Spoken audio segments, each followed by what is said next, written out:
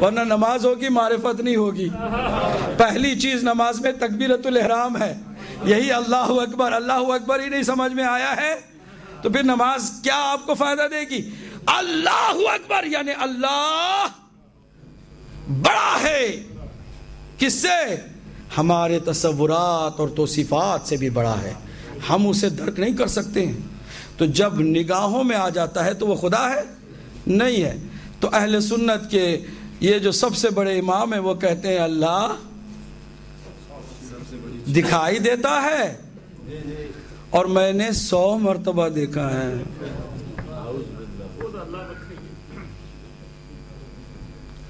اہل بیت سے دوری کا مطلب خدا سے دوری. اہل بیت سے دوری کا مطلب قرآن سے دوری. اہل بیت سے دوری کا مطلب سنت محمدی سے دوری. اہل بیت نے سمجھایا کہ توحید کیا ہے. خدا دکھائی نہیں دینے والا، وہ لامحدود ہے. جو دکھائی دے وہ محدود ہے. وہ لامحدود کبھی دکھائی نہیں دیتا، نہ اس دنیا میں نہ آخرت میں. بعض لوگوں کی دعائیں بنائی گئی ہیں کہ پروردگار ہمارے مرنے کے بعد قیامت کے دن تو ہمیں اپنا نظارہ فرما. اللہ دکھائی نہیں دے گا، ہاں اس کی تجلیات ہیں جن سے آپ کو آ رہا ہے. جن کو آپ دیکھنا نہیں چاہتے وہ ہے اللہ کی تجلیات. وہ کون ہیں؟ جو اللہ کی صفات کے مظہر بن کر آئیں گے. محمد مصطفیٰ صلی اللہ علیہ وآلہ وسلم. اور اس کے بعد مولا کائنات، سید کائنات، حسنین کریمین. یہ وہ نورانی ہستیاں ہیں جن کو آپ دیکھ سکتے ہیں. اللہ کو تو نہیں دیکھ سکتے. تو یہ توحید ہے. ہر جگہ پر آپ مار کھائیں گے اگر اہل بیت کو چھوڑ کے کسی اور طرف جائیں گے. ایک حقیقت ہے، مان لو. آج نہیں مانو گے کل آپ کو ماننا پڑے گا. نہیں مانتے ضد کرو گے تو پھر تو وہاں جا کے پچھتانا پڑے گا. پچھتانے کا کوئی فائدہ بھی نہیں ہوگا. واپس تو ہندو نہیں ہے کہ دوبارہ ہمیں جنم ملے. اور کل میں نے کہا تھا کہ it's too late. فرشتے کہیں گے بہت دیر ہو چکی ہے، اب کوئی امکان نہیں ہے. مصائب تو میں بہت کچھ پڑھنا چاہ رہا تھا لیکن وقت بہت گزر گیا. اس سے بڑا کیا ظلم ہے کہ اہل بیت کو رسول اللہ کے بعد اس قدر نظر انداز کیا گیا، اس قدر نظر انداز کیا گیا کہ شہزادی کونین کو کسی نے آ کے خبر دی. شہزادی آپ کو معلوم ہے لوگ علی کو سلام نہیں کرتے ہیں.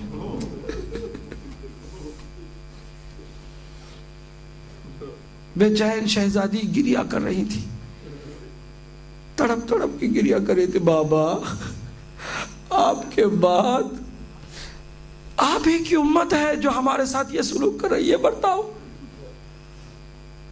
علی نے جو کچھ بھی کیا، اگر ان کے آبا و اجداد کو، رشتہ داروں کو مارا بھی ہے تو بابا آپ کے مشن کے لیے، اللہ کی رضا کے لیے دشمن خدا کو مارا ہے. یہ اگر مسلمان صحیح ہو گئے ہوتے تو کبھی علی سے اس طرح بغض نہ ظاہر کرتے کہ علی کو سلام بھی نہ کرے. یہ کیا ہو رہا ہے؟ گریا کرتی جا رہی ہے، گریا کرتی جا رہی ہے کہ ایک مرتبہ مولا علی گھر میں تشریف لائے تو بی بی نے سب سے پہلا سوال یہی کیا، ابوالحسن میں نے سنا ہے کہ لوگ آپ کو سلام نہیں کرتے ہیں. کہا شہزادی آپ نے بس اتنا سنا ہے، بات اس سے بھی بڑھ گئی ہے کہ علی کبھی سلام کرتا ہے تو وہ سلام کا جواب بھی دینا گوارا نہیں کرتے. اگر یہ جو بعض لوگ آج بھی کوشش کرتے ہیں کہ نہیں جناب دونوں کے درمیان، اہل بیت صحابہ کے درمیان کوئی دشمنی نہیں تھی، شیر و شکر تھے، اگر شیر و شکر تھے تو میں نے کل بھی عرض کیا تھا نا کہ 18 سال کی عمر کیا بوڑھی ہونے والی عمر ہے کہ کمر کو خمیدہ ہونے کی ضرورت پڑ جاتی ہے. اگر کوئی ظلم نہیں ہوا تھا تو سیدہ نے رات کی تاریکی میں جنازے کو اٹھانے کی وصیت کیوں فرمائی تھی؟ قبر کو چھپانے کی وصیت کیوں فرمائی تھی؟ یہ کیوں کہا تھا ابوالحسن صرف تم اپنے ہاتھوں سے غسل دینا؟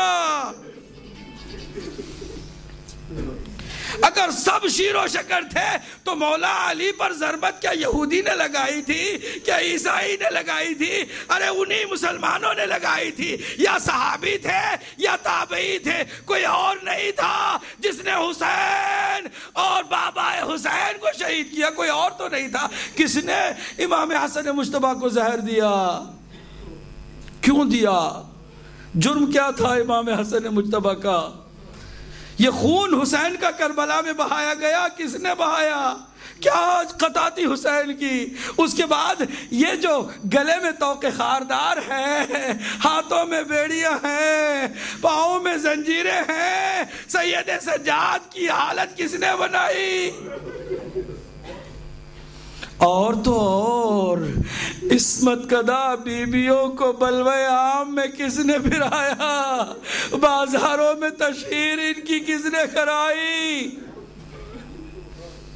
کیا اس قدر امت مسلمہ کا خون سفید ہو گیا تھا کہ 50 سال کے اندر اندر اہل بیت کے ساتھ ایسا سلوک کیا جائے کہ اہل حرم وہ بیبیاں کہ جن کے سر کو سورج نے بھی کبھی نہیں دیکھا تھا۔ اللہ اکبر۔ رات کی تاریکی میں بی بی کا جنازہ اٹھایا جا رہا تھا اور صرف چند لوگوں کو خبر تھی، کسی کو خبر نہیں تھی۔ اس میں سلمان، مقداد، ابو ذر غفاری اور حذیفہ، اور کچھ نہیں تھا، کوئی اور نہیں تھا۔ اور اس میں مولا کائنات ہیں، حسنین کریمین ہیں۔ رات کی تاریکی میں جنازہ اٹھایا جا رہا ہے اور یہ جنازہ آہستہ آہستہ جنت البقیع کی طرف رواں دواں ہے کہ کسی کے گرنے کی آہٹ محسوس ہوتی ہے۔ مولا کائنات نے اندھیرے میں تلاش کیا کہ آنے والا پیچھے کون ہے، دیکھا کہ کوئی 3 یا 4 سالہ بچی ہے۔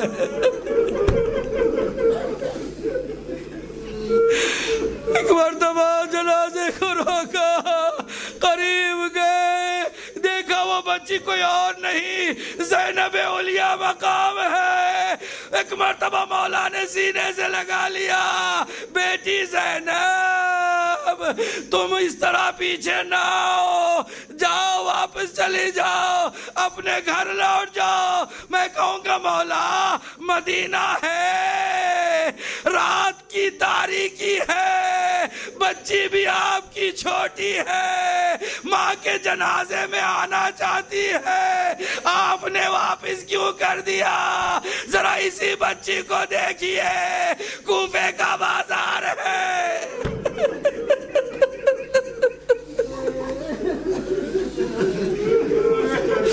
اسی شہزادی کو دیکھیے، شام کا بازار ہے، ملعون تخت پر بیٹھا ہے۔ اللہ اکبر۔ اسی بی بی کے بازوؤں میں رسی باندھی گئی ہے۔ جزاکم ربکم تو جملے سنا کر زحمت تمام کروں گا۔ عجیب و غریب ظلم مسلمانوں نے ڈھایا ہے، کسی اور نے نہیں ڈھایا۔ ہم کوئی پاگل ہیں؟ ایک بچی نے مجھے فون کیا، اس کی عمر کوئی زیادہ نہیں ہے، 16 یا 17 سال کی ہے، اہل سنت کی۔ بس ایک چیز نے مجھے بدل کے رکھ دیا ہے، کہا مولانا آپ نے جب ایک بات کہی نا، اس کے بعد میں کافی چینج ہو گئی ہوں۔ میں نے کہا کیا ہوا؟ کون سی بات؟ کہا بس میں نے یہ سوچا ہے نا کہ اتنے سارے شیعہ جو اس قدر روتے ہیں، یہ پاگل تو نہیں ہے، یہ دیوانے تو نہیں ہے، یہ کیوں اس طرح روتے ہیں؟ اور وہ ہر سال روتے ہیں، کوئی تو وجہ ہوگی۔ آپ نے بس ایک جملہ کہا نا کہ اس کے بعد میں سمجھ گئی۔ کہا کیا؟ کہا آپ نے مصاحب میں ایک جملہ کہا کہ اگر سارے کے سارے صحیح ہوتے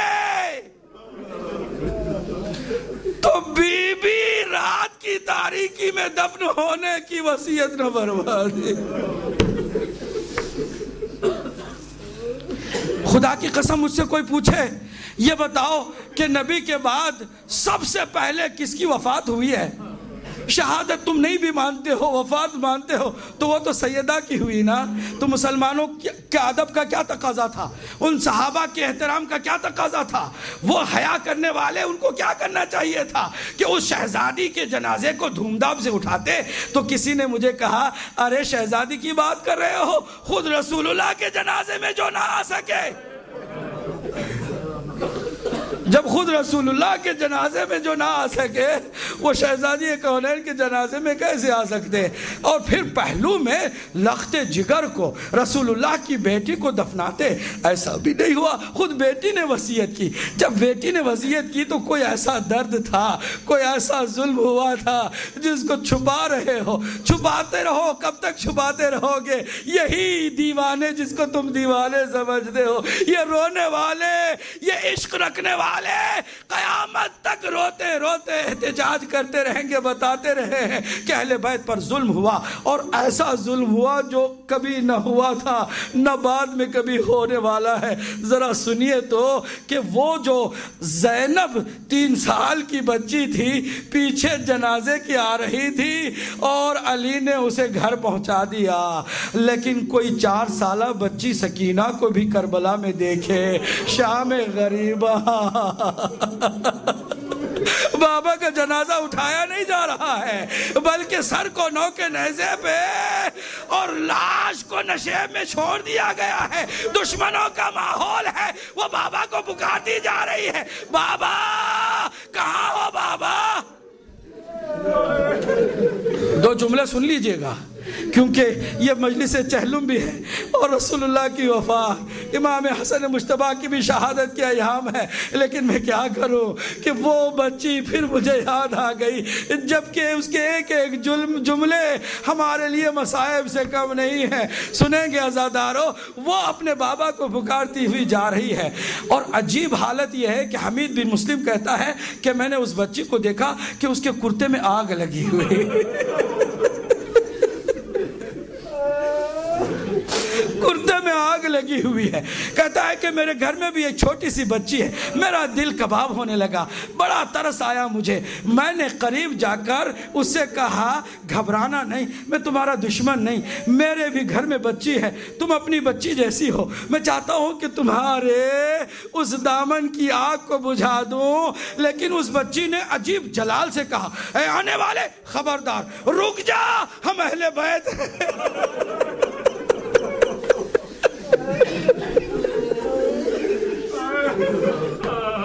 ہم اہل بیت ہیں، کہاں آگ لگی ہوئی ہے، کہاں ہم جل کے مر جائیں گے، لیکن نامحرم کا ہاتھ لگنے نہیں دیں گے۔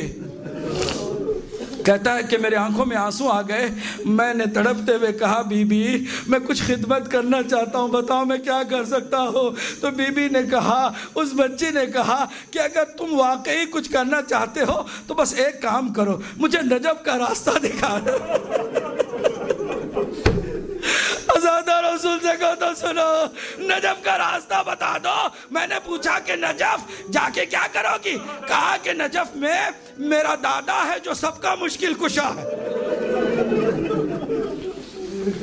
میں آواز دوں گی، میرے دادا، اے میرے جد آؤ، اپنی اس پوتی کی حالت پر ترس کرو، آؤ میری مدد کرو، میں پکارتی بھی جاؤں گی۔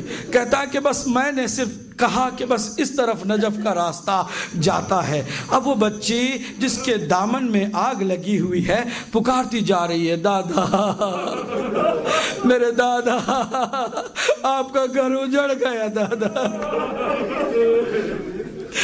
میرے کانوں سے خون جاری ہے، دامن میں آگ لگی ہے دادا، آپ سب کی مدد کرتے ہیں، سب کے مشکل کشا ہے۔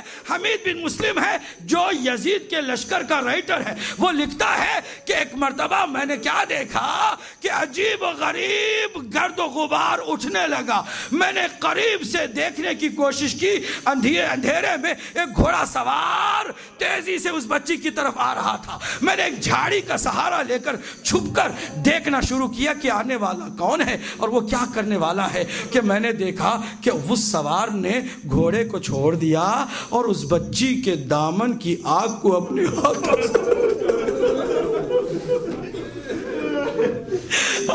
سے آگ کو بجھایا، سینے سے لگایا، اور اس کے بعد اس نے ایک جملہ کہا، عجیب و غریب جملہ۔ وہ حمید بن مسلم کہتا ہے کہ جملہ آنے والے نے کہا، لا تحرقی قلبی یا قرۃ عینی، اے میرے دل کی ٹھنڈک،